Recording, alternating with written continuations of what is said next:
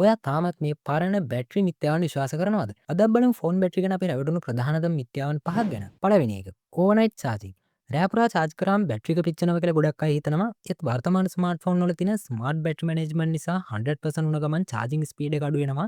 ඒ නිසා ඒක සාමාන්‍යයෙන් අනුකරදායක නෑ. හැබැයි මතක තියාගන්න ෆෝන් එක පරණයි නම් හරි කුට්ටයට තියලා හරි නම් චාර්ජ් කරන්නේ මේ වැඩේ කරන්න යන්න එපා. චාර්ජ් කරන 0 වෙනකම් ඉන්න එක. බැටරි එක 0ටම බහිනකම් විතර චාර්ජ් කරන එකෙන් ඇත්තටම වෙන්නේ බැටරි එකේ ආයු කාලය අඩු වෙන එක. හොඳම දේ තමයි බැටරි 20% වගේ වෙද්දී ආයෙත් චාර්ජ් කරන්න පටන් ගන්න එක. ෆෝන් බ්‍රෑන්ඩ් එකේම චාර්ජ් එකක් ඕනේද? නෑ.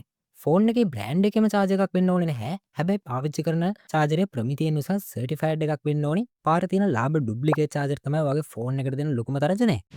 රීසන්ට් ඇප්ස් ක්ලෝස් කිරීම.